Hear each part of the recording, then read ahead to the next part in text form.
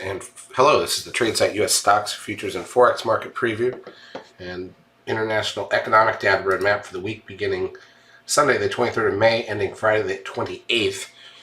We are past options expiration now. Here's a look at the dollar index to start.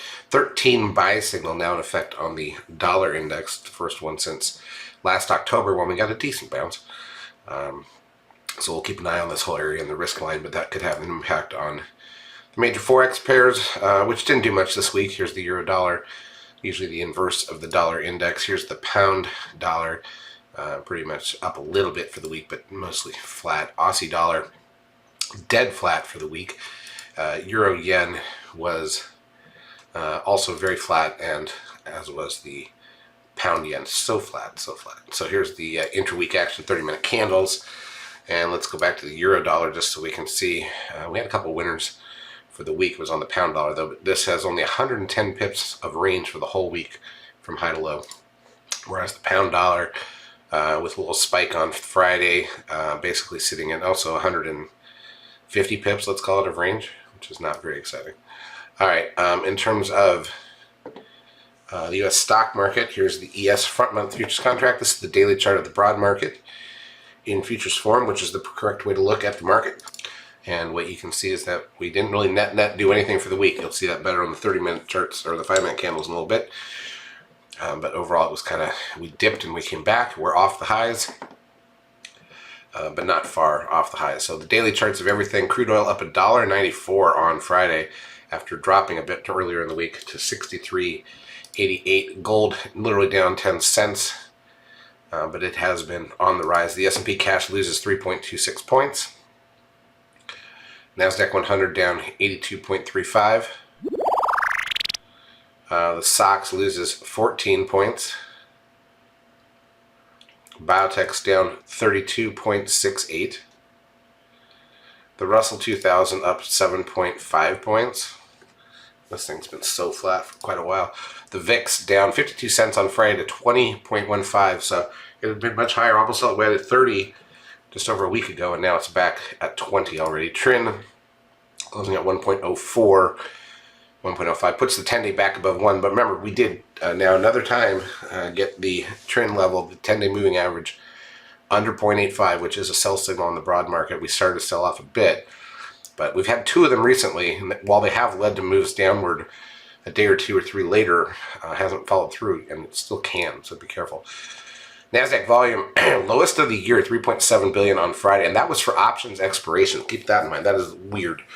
So what usually has some false volume and makes it look bigger than it is goes the other way on options expiration, and we have only 3.7. That is the lowest volume, not including a holiday, since last November. Advanced decline ratio on the new NASDAQ was plus 640, so more stocks were up than down, and on the New York plus 589. Friday was a very boring day for options expiration. Google down, most of the big stocks were down 12.82, Apple down 1.88, Netflix down 3.78, Amazon down 44.6. Looks like nothing, obviously, on that chart. Tesla down $5.90. Facebook down $2.38, near the highs. Zoom down $8.31. Goldman Sachs was up 6.48. And TLT, the 20-year bond ETF, up 44 cents. The Dow was up 123. Bitcoin currently sitting at 35,000. Continues its sell-off. Now, remember, this thing has gone in less than 2 weeks. It went from 60,000 to 30,000. Bounced off that 30,000 number back to the 40,000s, but now it's in the middle of that 35,000 range. All right, let's look at the interweek candles. So we'll go to 10-minute candles as usual. And what we see here is, of course, that we basically closed almost dead flat for the week, down a couple points on the S&P. You can see last Friday's closed far to the left. Little gap down that did not fill in. A flat day on Monday, mostly a flat day on Tuesday into the last few minutes. Gapped down on Wednesday and started to wake our way back up. Gapped up a little bit on Thursday. That technically leaves a floating island below. And then We did not fill that gap. And then Friday gapped up enough to fill the gap from Monday, and then filled the gap from that day and closed, and we're down just a little bit. If you look at the NASDAQ side, 10-minute candles were actually up a bit for the week after being significantly lower. Note the 13 sell signal on the 10-minute chart and the risk line are the high of the week. Pretty amazing. All right, in terms of economic data coming out in the week ahead, Sunday, just retail sales out of New Zealand. Bank holiday for most of Europe on Monday. I'm not sure what that is. And Canada as well. Interesting. So the U.S. is open though. CB leading index here out of China that morning, and then goods trade balance out of Australia. Tuesday, Bank of Japan core CPI overnight. Remember, these are Eastern Time. German final GDP at 2 a.m. UK public sector net borrowing. German IFO business climate number. CBI realized sales at 6 a.m. on Tuesday in the UK.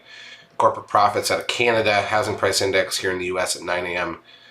Consumer confidence and new home sales at 10. Richmond manufacturing index at 10.